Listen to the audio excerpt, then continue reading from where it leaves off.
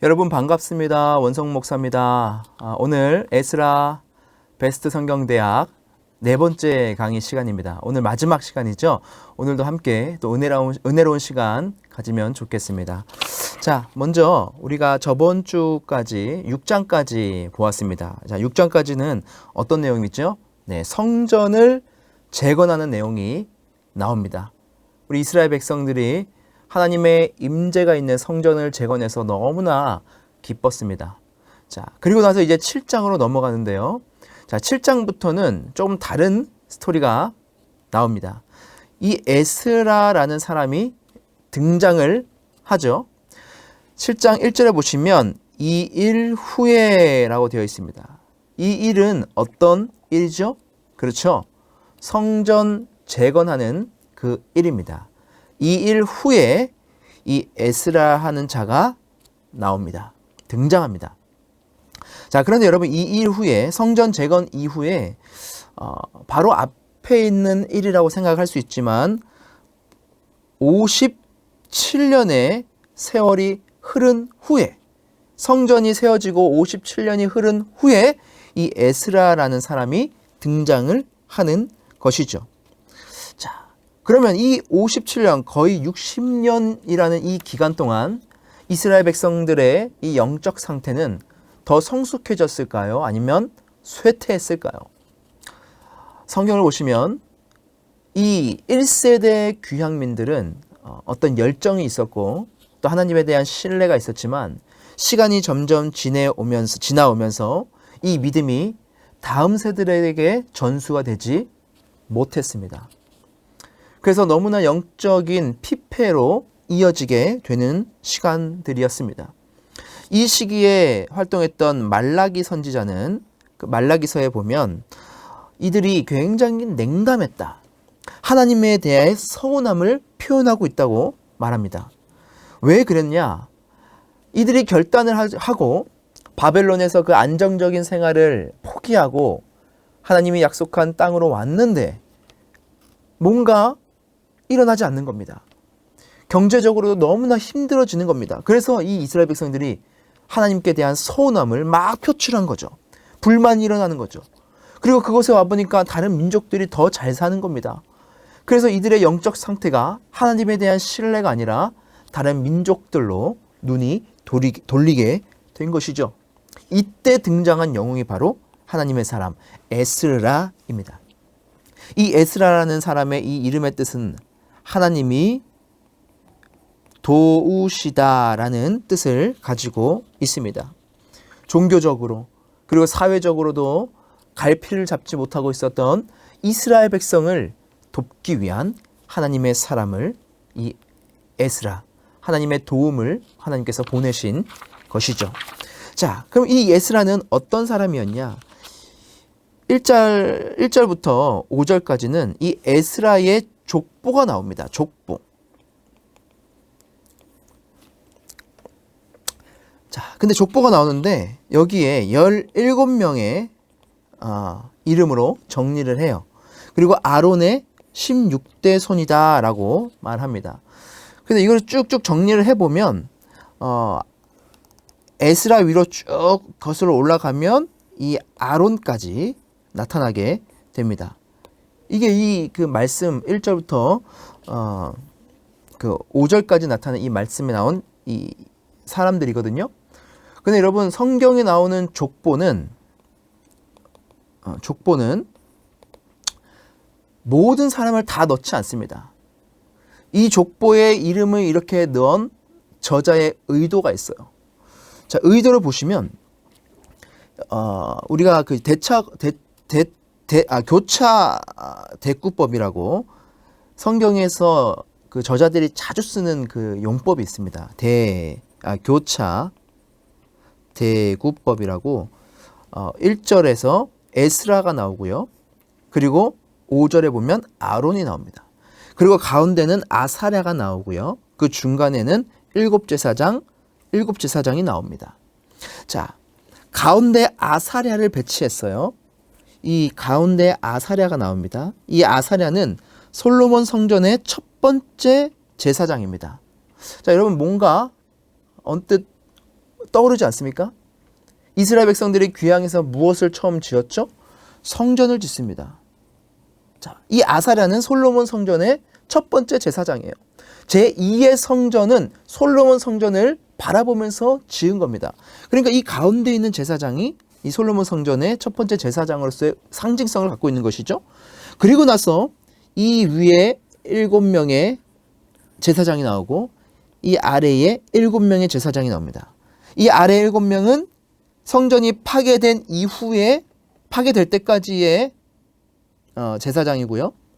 그리고 성전이 그 밑에는 성전이 완성될 때까지 사역한 7 제사장입니다. 그래서 아직 성전이 완성될 때까지 사역한 제사장, 맨 처음에 아론이 있었죠. 아론부터 시작해서 이제 아사랴까지, 그리고 아사랴부터 에스라까지 나오는데 이때는 성전이 파괴될 때까지 사역한 7 제사장, 그리고 이제 에스라가 등장을 하는 것이죠. 그래서 이 족보를 배치하는 것도 이 저자의 의도가 담겨 있다는 것입니다. 자, 그럼 아론은 어떤 사람이죠? 하나님께서 모세를 통하여 율법을 가지고 그 율법을 가지고 예배를 드렸던 첫 번째 대제사장입니다. 그리고 이 에스라는 누굽니까? 모세의 율법이 완전히 무너져 있는 이 시기에 성전을 세운 이후에 율법의 모세를 강화해서 율법의 말씀대로 그 성전을 그리고 이스라엘 공동체를 회복시켰던 사람이 바로 에스라인 거죠. 그래서 이 족보에도 이러한 의미가 담겨 있다는 것입니다. 자, 이것을 보면 여러분 무엇을 우리가 알 수 있습니까? 이 계보 속에서는 이 에스라라는 사람은 그냥 평범한 제사장이 아니다. 이 아론의 16대손, 그러니까 아론으로부터 시작된 정통 대제사장이라는 것을 지금 강조하고 있는 것이죠. 평범한 제사장이 아니라는 겁니다. 아주 기대감을 주고 있습니다. 그리고 이 사람들이 지금까지는 성전 중심의 신앙생활을 했지만 성전이 다가 아니다. 말씀이 강화가 되어야 된다. 말씀 중심이 되어야 한다. 예식이 아니라 예식에서 하나님의 말씀, 율법으로 지금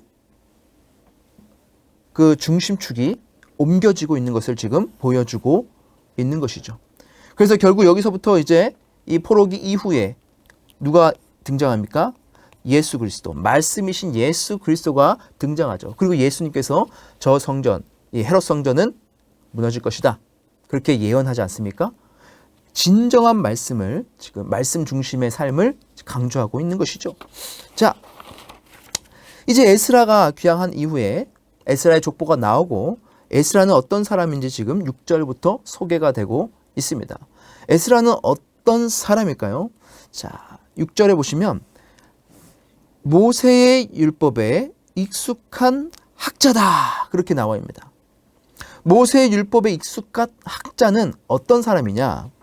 10절에 보시면 에스라가 여호와의 율법을 연구하는 사람, 그리고 율법을 준행하는 사람, 그리고 율법을 가르치는 사람이라는 것이죠.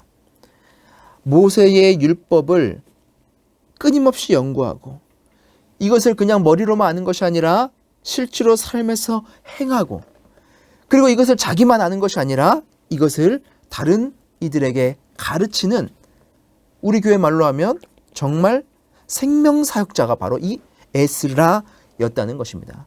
여러분 베스트 알죠? 베스트. 우리 교회의 베스트 성경대학도 이 베스트인데, 이 베스트가 무엇입니까? 성경을 강해해서 성령으로 변화시키는 것이 베스트입니다. 이 베스트 철학을 이 에스라도 가지고 있었던 것이죠.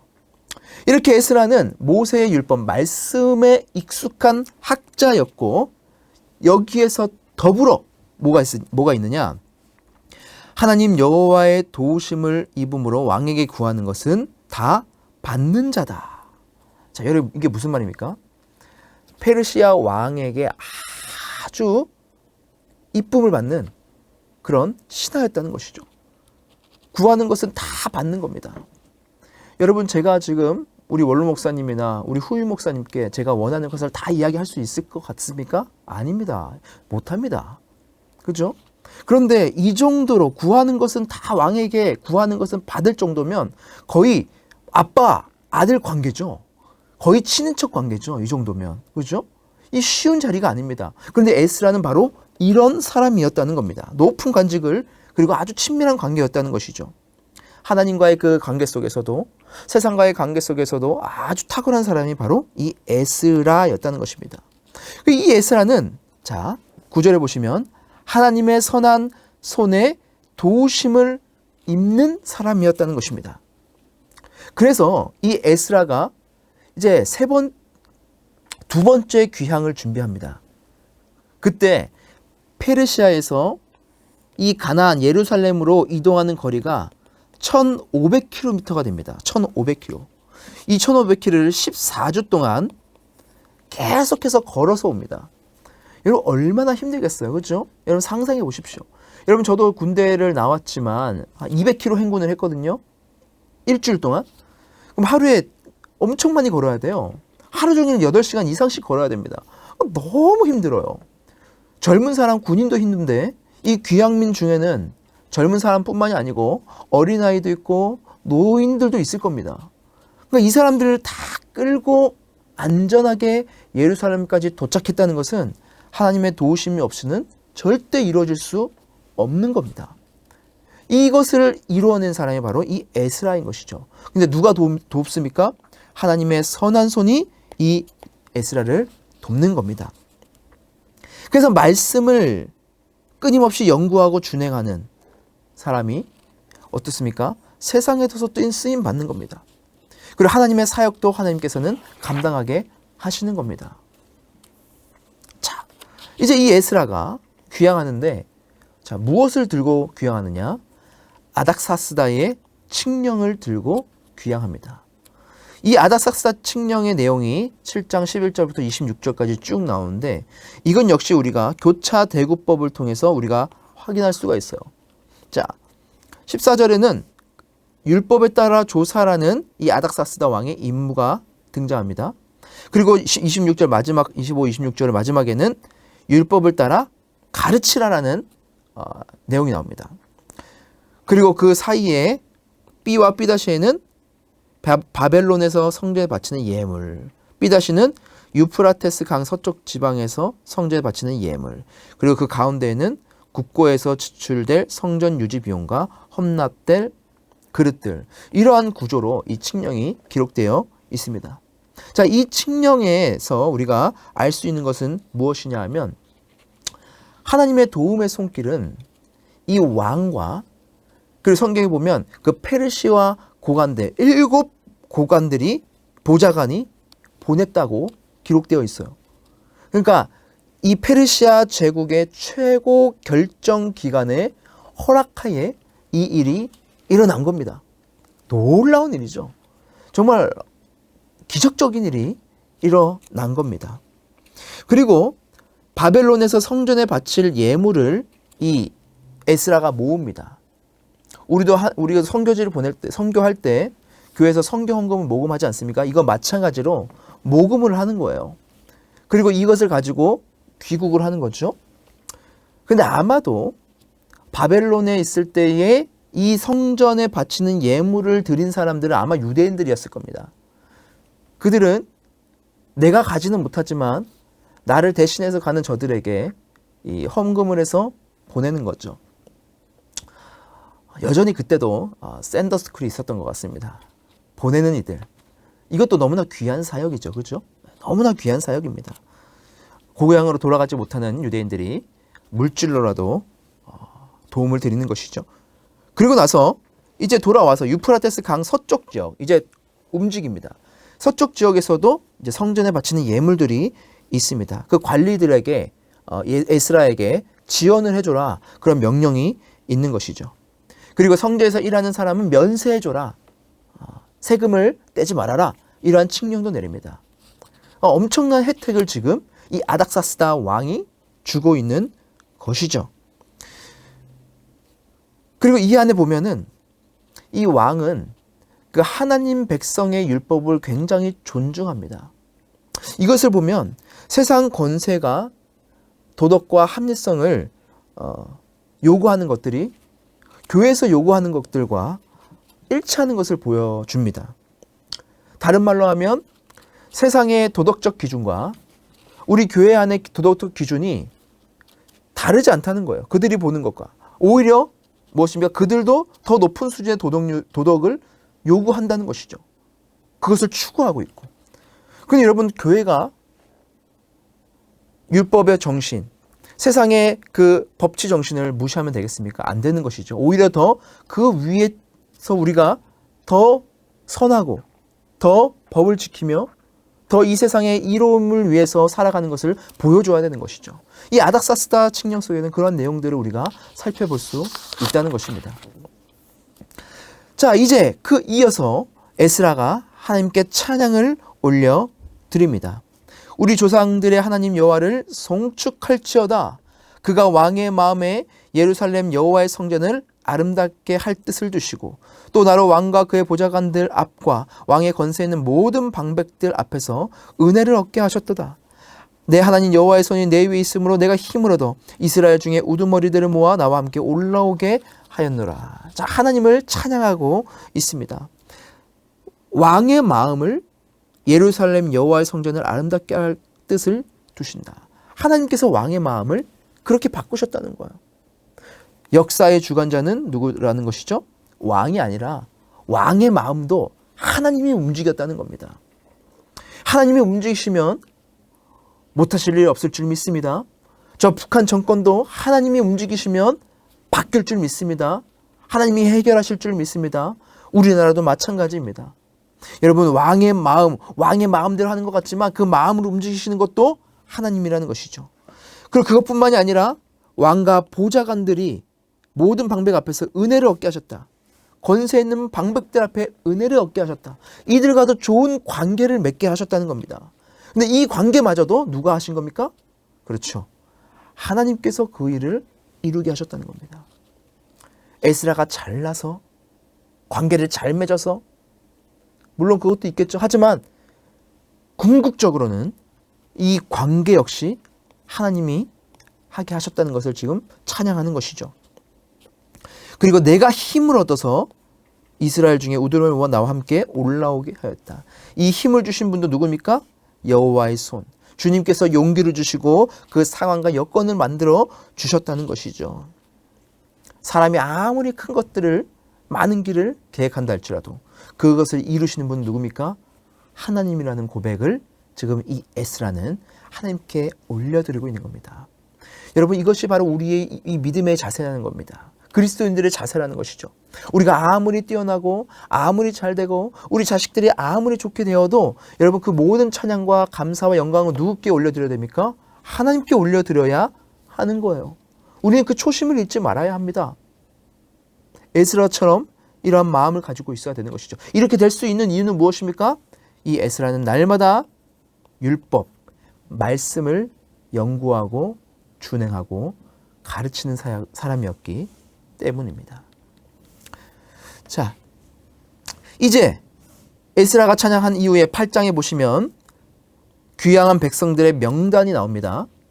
여러분, 1차로 세스바살과 술바비가 함께 귀향한 사람들은 굉장히 많은 사람들이었죠. 거의 한 5만 명 정도였는데 이번에 에스라와 함께 귀향한 사람들은 그렇게 많은 수는 아니었습니다. 한 1513명이 계수되었습니다. 그 족보를 보시면 그 귀향한 사람들 명단을 쭉 계산해 보면 이 정도 되는데 여기 안에는 여자와 어린아이는 포함하지 않았어요. 그래서 합치면 아마 5,000명 정도가 귀향했을 것이다. 그렇게 나옵니다. 그래서 2절에 보면 제사장 있고 또 왕족이 있습니다. 그리고 그 뒤에는 일반인이 기록되어 있습니다. 이렇게 귀향한 백성들의 명단이 쭉 나오는데요. 많지 않은 수입니다. 그런데 문제가 생겼습니다. 어떤 문제가 생겼냐? 15절에 보시면 레위 자손이 한 사람도 없는지라.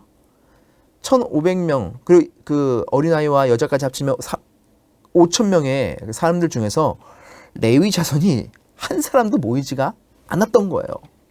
심각한 거죠. 그 이전에도 우리가 그 귀향한 명단을 봤을 때 레위 사람이 굉장히 적었죠. 근데 왜 적었습니까? 레위 사람이 돌아와서 얻을 만한 어떤 유익들이 크게 없었던 겁니다. 레위 사람들이 생각을 해도 제사장이나 성직자들은 가서 성전을 세운다니까 많은 유익을 얻을 수 있겠죠. 대접을 받을 수 있겠죠. 하지만 레위인들은 가도 뒤에서 뒤치작거리만 해야 되는 거죠. 이 바벨론에서 좋고 안정된 생활을 그냥 내어두고 그 길로 가는 것이 이들이 너무나 부담스러운 사람들이었다는 거죠. 그래서 한 명도 모이지가 않았어요. 자, 그럼 이렇게 그냥 가면 되는데 이 에스라는 어떻게 합니까? 에스라는 레위 사람들을 모읍니다. 레위 사람들을 불러 모읍니다. 그래서 그 11명의 그 대표들, 지파의 대표들을 보내서 레위 사람들을 모으도록 명령을 내리죠. 자, 그럼 왜 굳이 이렇게 했을까요? 이 에스라는 지금 이 귀향을 뭐로 지금 인식하는 겁니까? 출애굽과 연결시키고 있는 겁니다. 그냥 우리가 그냥 귀향하는 것이 아니고 하나님께서 애굽에 있었던 포로를 400명 만에 귀향시켜서 포로에서 해방시켜서 가나안에 정복하게 하시고 그곳의 땅을 차지하게 하시고 하나님의 기업을 주었던 이 출애굽 사건을 연결시킨 거예요. 제2의 출애굽이 되어야 하는 것이죠. 그래서 11명이 아니라 12지파가 다 가야 되는 겁니다. 그래서 레위 사람들을 모으는 겁니다. 그래서 여기 보시면 잇도 곧 그의 형제 가시바 지방에 사는 느디딘 사람들에게 할 말을 알려주고 성전 위에서 읽어라 했더라. 그렇게 되어 있죠. 그래서 이제 여행이 이제 준비가 됩니다. 장장 그 가는 길이 한 4개월 정도 걸리겠죠. 4개월 동안 이제 먼 길을 가야 되는데 지금처럼 그냥 비행기 타고 막 버스 타고 편안하게 여행 가는 것처럼 가는 게 아닙니다. 그때는 이 완전 자신의 거처를 완전 옮기는 거죠. 그것도 아주 먼 지역으로. 그리고 그냥 걸어가야 됩니다. 가는 길이 여러분 안전합니까? 그렇지 않죠. 도적대들이 나올 수 있고 강도들이 나올 수 있고 짐승들이 나올 수 있고 위험천만한 일들이 너무나 많습니다. 그리고 생각보다 이전의 귀향민들보다 이들은 그렇게 많은 수가 아니죠. 물론 많은 수지만 어쨌든 위험이 도사리고 있습니다. 여자와 아이들까지 데리고 가야 되니까 말이죠. 이때 이 에스라는 무엇을 준비하냐? 금식을 선포합니다. 하나님께 기도로 나아갑니다. 에스라는 이 금식과 기도를 통해서 하나님만이 이 무리를 도우실 수 있다. 하나님만이 이 일을 행하실 수 있다. 그래서 이 에스라는 기도에 지금 완전히 올인을 합니다. 하나님 앞에서 스스로 겸비합니다. 그리고 우리와 우리 어린아이와 모든 소유를 위하여 평탄한 길을 하나님께 지금 간구하고 있는 겁니다. 내가 하는 것이 아니라 하나님이 하시는 일이라는 것을 지금 선포하고 있는 것이죠. 그리고 22절에 보면 길에서 적군을 막고 우리를 도울 보병과 마병을 왕에게 구하기를 부끄러워하였습니다. 이게 무슨 말이냐? 에스라는 왕에게 구하는 것은 다 얻어낼 수 있는 사람이었습니다. 그런데 지금 이 보병과 마병을 왕에게 안 구하겠습니다. 지금 그렇게 결단한 거죠. 왜 그렇습니까? 자, 위에 보시면 우리가 전에 왕에게 아뢰기를 우리 하나님의 손은 자기를 찾는 모든 자에게 선을 베푸시고 자기를 배반하는 모든 자에게 권능과 진노를 내리신다. 그렇게 이미 왕에게 선포를 했어요. 내가 믿는 하나님은 하나님을 찾는 자들에게는 선을 베푸시고 하나님을 대적한 자들에게는 징계하신다. 진노하신다. 그렇게 선포를 한 거죠. 그런데 지금 자기들이 떠났는데 무섭다고 왕이시여 지금 우리가 먼 길에 가야 됩니다. 보병과 마병을 주십시오. 그렇게 말을 하기가 부끄럽다는 것이죠. 부끄럽다는 것이죠. 이 에스라는 자기가 한 말에 대해서 일관성 있게 책임지는 사람이었습니다. 그리고 그 책임지는 그 일관성 있는 책임감은 그냥 자신에게서 나오는 어떤 뭐라고 할까요? 자만심이 아니라 그 근거가 하나님에게 있는 겁니다. 그래서 하나님을 믿는 성도의 자신감의 근거는 바로 하나님께 있는 겁니다. 하나님이 이렇게 말씀하셨으니 하나님이 하실 것이다. 하나님이 보호하실 것이다. 하나님이 이루실 것이다. 하나님이 그 일을 성취실 것이다. 우리가 그 가는 길 동안 하나님께서 보호하시고 도우실 것이다. 그 믿음이 있는 겁니다.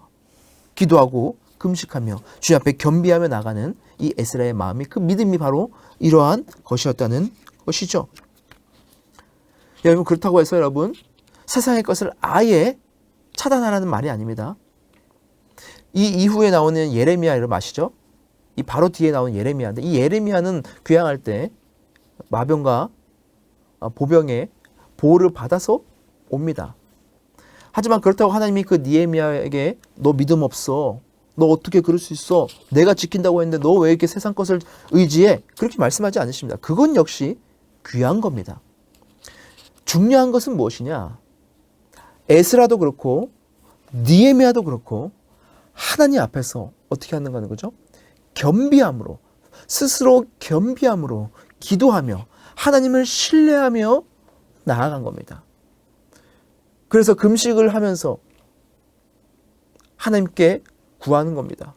그 밤것과 그 상황들은 상관없는 것이죠. 하나님께서 보호하시면 가장 최고가 되는 것이기 때문입니다. 자, 어떤 방식이든 하나님은 하나님을 신뢰하는 자를 보호하시고 사용하신다는 말입니다. 중요한 것은 우리가 하나님을 신뢰하는가 아닌가라는 것이죠. 자, 이렇게 예루살렘으로 이제 귀향을 합니다. 귀향민들이 예루살렘에 이제 도착을 했습니다. 먼 길을 들어와서 물론 도적대에 습격도 있었지만 하나님의 보호하심으로 잘 넘어가서 예루살렘으로 도착을 합니다. 그리고 나서 3일을 푹 쉬고 이제 그 4일째 되던 날 자신들이 가지고 왔던 그 예물을 이제 성전에 헌물하죠. 헌납합니다. 제사장들이 그것을 다 받습니다. 그리고 그것을 어떻게 하느냐? 모든 것을 다 세고 달아보고 그 무게의 총량을 그때에 기록하였다. 그렇게 나오죠. 그러니까 이 사람들이 헌금에 있어서도 하나님께 드리는 예물에 있어서도 어떻게 한 겁니까? 아주 깨끗했다. 투명했다. 그렇게 이 예물을 관리하는 거죠. 그건 역시 하나님께 드리는 예배의 하나였습니다. 우리가 예배 때 헌금도 드리죠. 그리고 성미도 드리고 우리의 시간도 드립니다. 여러분, 이거 하나하나가 다 예배입니다. 그리고 이 모든 것 안에 어떻게 됩니까? 우리가 정직과 투명성과 하나님을 향한 그 온전함으로 우리가 나아가야 하는 것이죠. 자, 이렇게 에스라가 예루살렘으로 돌아와서 하나님께 예배를 드리고 나자 이제 그곳에 있었던 이 이스라엘의 지도자들이 에스라를 찾아옵니다. 에스라를 찾아와서 그곳의 방백들이 나와 에스라에게 지금 현실적인 그곳에 있는 공동체의 문제를 지금 말을 하는데, 보고하는데, 지금 이 지역에 있는 사람들이, 이 교양민들이 어떻습니까? 율법을 이미 다 어겼습니다. 60년이 지나는 그 시간 동안 이미 다 그들의 영적 상태는 완전 폐허가 되어버립니다. 그리고 처음에는 그렇게 구별하여서 지파별로, 집안별로 철저하게 그 거룩성을 유지하려고 노력했는데 이제는 이방 민족들과 섞여서 그들의 아내들을, 여자들을 데리고 와서 결혼해서 살아갑니다. 이방 여자와 결혼했다는 것은 이방 신을 자신의 집으로 들였다는 것과 똑같습니다. 심지어는 성직자인 레위인 그리고 제사장들도 이 일에 지금 가담을 하고 있다는 것이죠. 이미 거룩성은 이미 사라지고 구별도 사라진 상태가 되어 버린 것이죠. 이스라엘 백성들이 애굽에서 나와서 가나안을 정복했지만 그들이 오히려 가나안화되어서 세속화가 되었던 것처럼 이들도 마찬가지가 된 것입니다. 그래서 말라기에 보면 이미 결혼을 한 히브리 여인이 있어요. 부부가 있어요. 히브리인 유대인들끼리 결혼했어요. 그런데 이 히브리 여인에게 이혼 증서를 써주면서 내보내고 이방 여자를 데리고 온 경우도 있다고 말라기에서는 지적하고 있습니다. 자, 이 소식을 들으니까 이 에스라가 어떻습니까? 너무 힘든 겁니다. 자, 이 일을 듣고 속옷과 겉옷을 찢어버립니다. 머리털과 수염을 뜯습니다. 너무 기가 막힌 겁니다. 이 에스라는 그래도 하나의 어떤 소망을 가지고 희망을 가지고 왔는데 이들의 상황을 보니까 기가 막힌 거죠. 너무 황당한 거죠. 기가 막혀 앉으니. 이게 무슨 말이죠? 망연자실한 거죠. 너그를 있습니다. 이러한 모습을 보자. 그래도 그들이 일만의 양심이 있었던 것 같습니다. 이스라엘 하나님의 말씀으로 말미암아 떠는 자가 사로잡혀든 이 사람의 죄 때문에 다 내게로 모여 오더라. 이 에스라가 왔다는 소식을 듣고 그리고 이 보고를 듣고 기가 막혀 앉아 있고 머리털과 수염을 뜯고 겉옷을 찢으면서 통곡하고 있는 이 에스라 주변으로 사람들이 모이기 시작한 겁니다.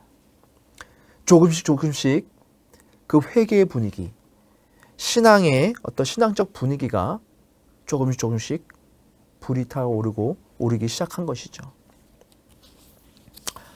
자, 그래서 이제 에스라의 기도가 시작이 됩니다. 정말 경악을 금치 못했던 이 에스라는 무엇을 했을까요? 그들의 잘못을 정죄하고 지적하고 치리하고 했을까요? 이 에스라가 했던 것은 처음은 바로 기도입니다. 그들에게 화를 내긴 것이 아니라 하나가 되어 같이 기도했다는 것입니다. 이게 바로 인상적인 일이에요. 자, 이 에스라의 기도를 보면 성경의 다른 기도와는 좀 다른 특징들이 있습니다. 그게 뭐냐면 시가 아닌 내러티브 형식, 내러티브는 이야기식이죠.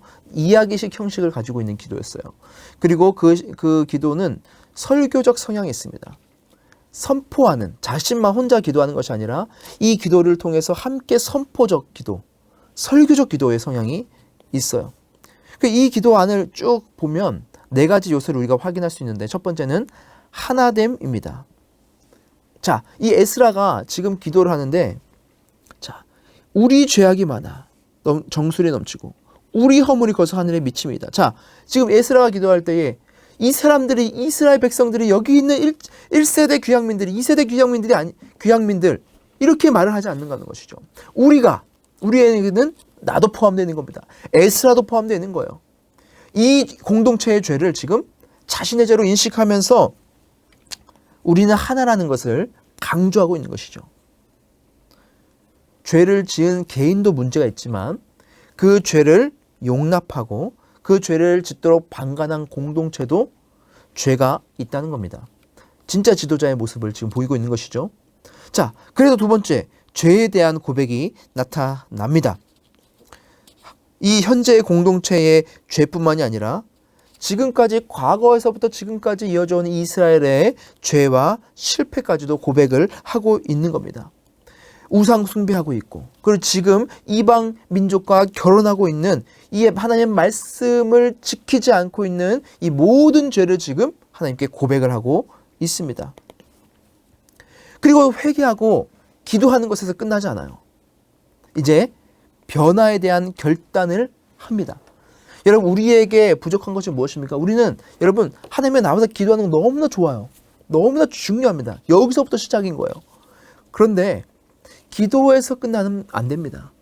우리가 예배당 문을 박차고 새벽 예배에 나와서 하나님께 간구하고 새벽에 내가 정한 장소에 나가서 하나님 이렇습니다. 하나님 이렇습니다. 저의 죄를 용서하여 주시옵소서. 그렇게 막 눈물로 회개를 하고 일어나고 몇 시간 있으면 다시 되돌아가는 모습은 여러분 우리가 바꿔야 되는 것이죠. 자, 에스라도 마찬가지로 변화에 대해서 결단을 합니다. 변화돼야 되겠다는 결단을 보여줍니다. 의지를 합니다. 그리고 하나님의 자비에 대한 믿음을 선포합니다. 자, 우리가 이렇게 죄를 지은 공동체인가 우리는 벌받아 마땅해. 우린 여기서 끝이야. 우리에겐 소망이 없어. 그게 아닙니다. 15절을 보시면 이스라엘 하나님 여호와여 주는 의로우시니 우리가 남아 피한 것이 오늘 내가 갓사옵거늘 도리어 주께 범죄하였으니 이로 말미암아 주 앞에 한 사람도 감히 서지 못하겠나이다. 여러분, 이것은 우리는 하나님 앞에 한 사람도 서지 못할 사람들입니다. 우리는 범죄했습니다. 그러니까 우리는 아무것도 아닙니다. 라고 말하는 것이 아니에요. 여기서 말하는 이 말은 하나님, 우리는 범죄했습니다. 우리는 이런 사람입니다. 우리는 주 앞에 서지 못합니다. 하지만 주님께서는 자비하셔서 그 일부를 우리에게 남겨두시지 않았습니까? 우리에게 소망을 주시지 않습니까? 그 하나님이지 않습니까? 지금 그 의미가 이 안에 담겨 있는 것입니다. 용서할 수 없는 민족을 용서하셨으니까 이렇게 하나님께 회개할 수 있는 기회가 있는 것 아닙니까? 범죄했다고 고백할 수 있는 기회가 있는 것 아닙니까? 그리고 다시 귀향하게 하셔서 다시 이 부패한 이 이스라엘 공동체에게 다시 하나님의 뜨거운 성령의 은혜를 부어줄 것을 지금 구하고 있는 것입니다. 불안함의 표현이 아니라 하나님에 대한 기대, 믿음에 대한 소망에 대한 표현인 것이죠. 자, 이렇게 하나님께 자백하며 통곡하며 나아갑니다. 이 에스라의 이 회개는 삽시간에 이스라엘 공동체로 쫙 퍼져나가게 됩니다. 에스라가 하나님의 성전 앞에 엎드려 울며 기도하며 죄를 자백할 때에 어떻습니까? 많은 백성이 통곡했습니다. 남자와 어린아이 큰 무리가 다 모였다는 것이죠. 그 앞에 모였습니다. 에스라는 하나님께 나아가 죄를 자백하는 이 기도로 인하여서 평신도 운동을 일으킨 겁니다. 이 에스라의 기도와 금식은 어떤 설교보다도 훨씬 더 감동적이고 설득력이 있었습니다. 그래서 많은 사람들이 자신들의 죄를 회개하는 이 회개 운동으로 뛰어들게 한 것이죠. 그리고 구체적인 행동으로 옮기게 합니다. 자, 이 이스라엘 백성들의 대표 이 스가랴가 에스라에게 나옵니다. 그가 어떤 고백을 합니까? 우리 하나님께 범죄하여 이 땅 이방 여자를 맞이하여 아내로 삼았으나 이스라엘에게 아직도 소망이 있나니. 자, 그렇게 고백합니다. 이게 무슨 말입니까, 여러분? 우리는 죄를 많이 지었어요. 하지만 이렇게 주님 앞에 자백할 수 있는 것도 너무나 큰 은혜이고 이것을 통해서 우리에게도 이런 범죄한 우리들에게도 소망이 있다는 것을 깨닫게 하셨다. 여러분, 하나님의 구원받은 백성은 아무리 큰 절망 가운데 있어도 그리고 죄 가운데 있어도 어떻습니까? 주님께서 우리를 다시 살리시기 때문에 진정으로 회개하고 돌이킬 때에 다시 우리를 새롭게 하시는 그 소망을 우리에게 주신다는 겁니다. 그래서 여러분 포기하지 마십시오. 좌절하지 마십시오. 세상을 끝낼 생각하지 마십시오. 아무리 여러분의 우울과 영적인 그 침체 가운데 있다 할지라도 다시 여러분들을 끄집어내시는 그 하나님의 은혜를 여러분 소망하십시오. 그게 바로 은혜입니다. 자, 곧 내 주의 교훈을 따르며 우리 하나님의 명령을 떨며 준행하는 자의 가르침을 따라 이 모든 아내와 그들의 소송을 다 내보내기로 우리 하나님과 언약을 세우고 율법대로 행할 것이라. 이는 당신이 주장할 일이니 일어나소서 우리가 도우니 힘써 행하소서 하니라. 에스라가 외쳤습니다. 이방 여인을 이방 신과 우리는 끊어야 됩니다.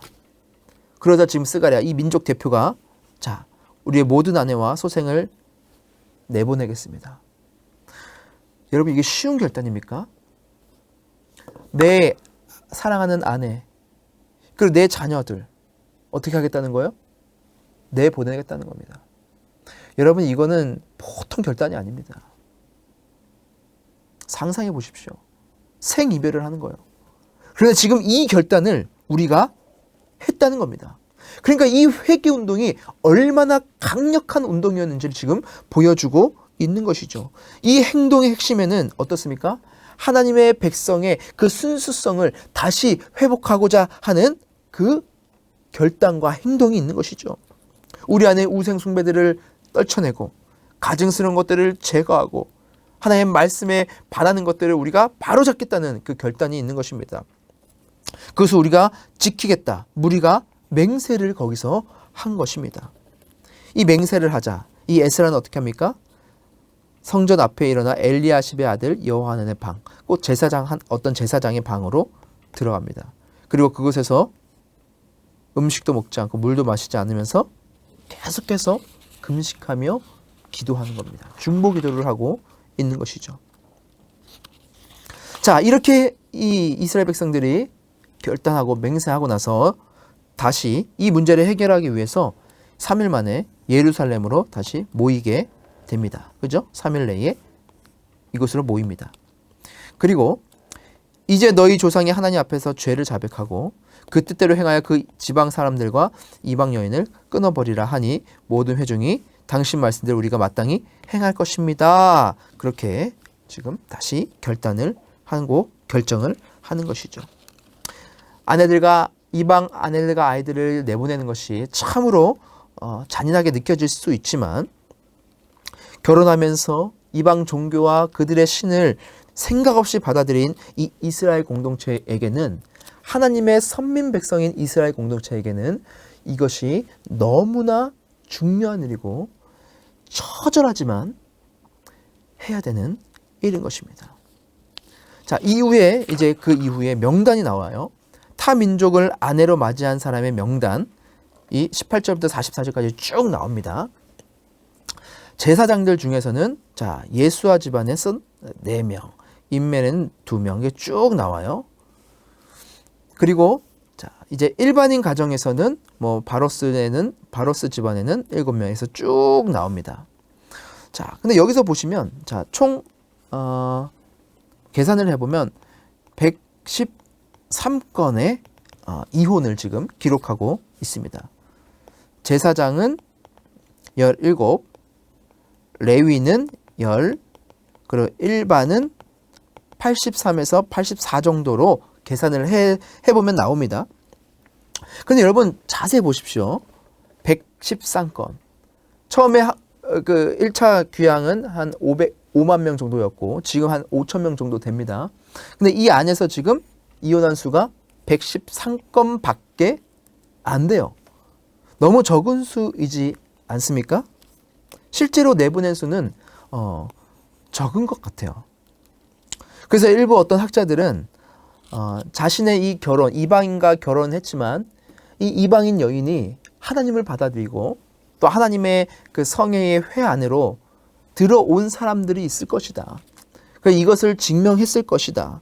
이 사람들은 굳이 내보낼 필요가 없었을 것이다 라고 설명을 하기도 하고, 지금 여기 나온 사람들은 훨씬 많죠. 이거 외에도 훨씬 많지만 어떤 상류 계층의 사람들만 기록한 것이었을 것이다 주장하기도 합니다. 실제로 성전 막일꾼들이나 솔로몬의 종들, 그리고 지방에 정착한 사람들은 이 안에 포함되지 않고 있죠. 어쨌든 이들이 그 이방 사람들과 결혼한 것은 그 경제적인 이유가 아주 큽니다. 왜냐, 하나님께서 그곳에 왔을 때에 축복해 주실 줄 알았는데 그러지 않아서 하나님께 서운하다고 했었죠. 그러다 보니까 자기 주변의 민족들이 더 잘 사는 겁니다. 그래서 그들과 결혼한 것이죠. 여기서 보시면 이 레위 사람들의 백분율이 훨씬 많죠. 다른 집안들은 뭐 0점 몇인데 레위 사람들은 8.1이에요. 이것만 봐도 이 레위 사람들이 어떻습니까? 훨씬 더 올 때 큰 결단이 있어야 된다고 말씀드렸죠. 제사장들은 더 뭐 많은 것들을 더 누릴 수 있지만 레위 사람들은 그게 아니었습니다. 자신의 것들을 많이 포기한, 헌신해야 되고 열정페이로 온 사람들이에요. 그러니까 이 사람들이 경제적으로 더 많이 힘들었을 것이다. 그래서 이방 여인들을 더 많이 데리고 왔을 것이다.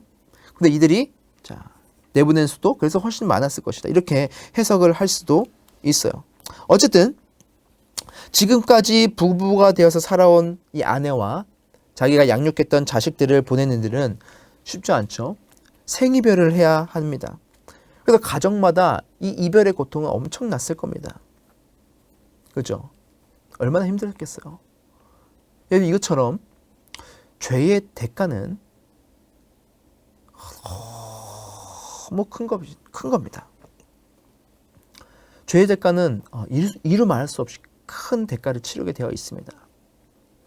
궁극적으로는 우리가 하나님의 그 나라에 들어가지 못하는 건 너무나 큰 것이죠.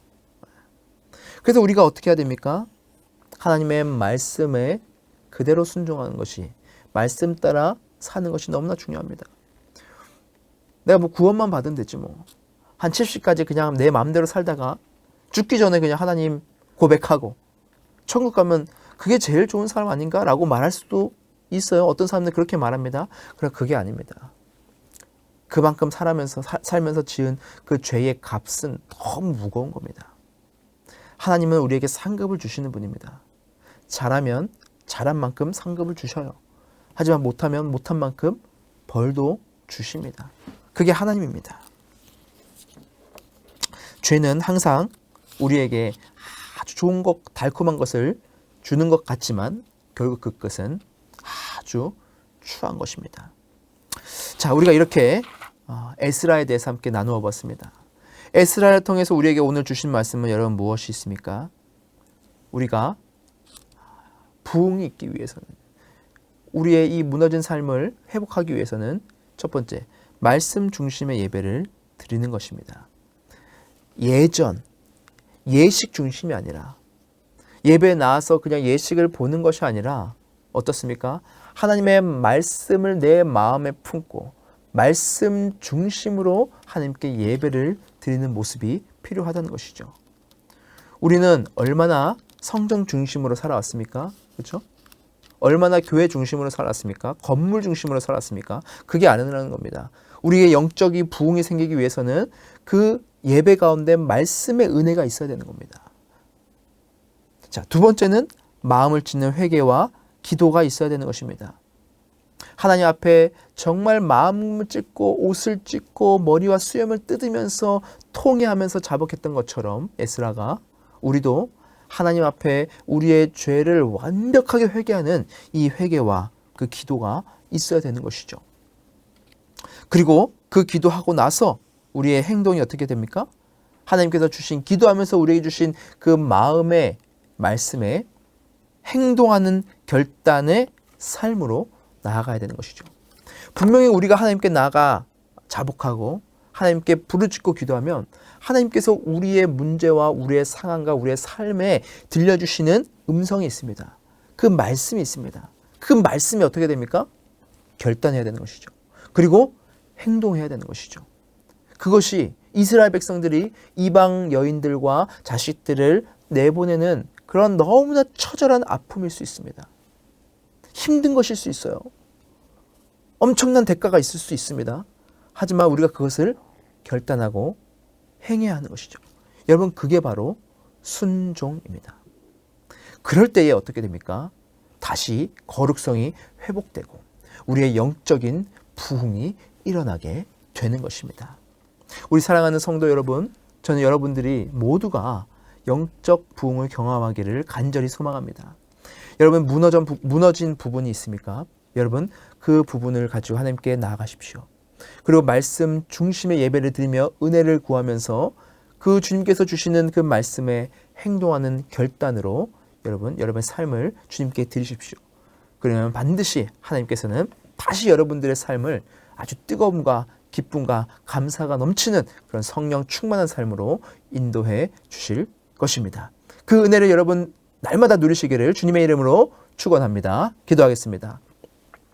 하나님, 오늘 에스라서를 통해서 우리에게 귀한 말씀을 주셨습니다. 아버지 하나님, 우리의 삶 가운데 있는 여러 가지 거룩하지 못하고 또 주님의 말씀에 반하는 일이 있었다면 여러분 주님 앞에 나아가 회개하고 자복할 때에 주님께서 우리에게 하나님의 말씀을 들려주시고 또 그 말씀에 우리가 온전히 순종하여 우리가 주님 앞에 온전히 서게 하시고 이를 통하여서 우리에게 무너진 영적인 부흥이 일어날 수 있도록 우리의 삶을 새롭게 하여 주시옵소서. 감사드리며 예수님의 이름으로 기도드립니다.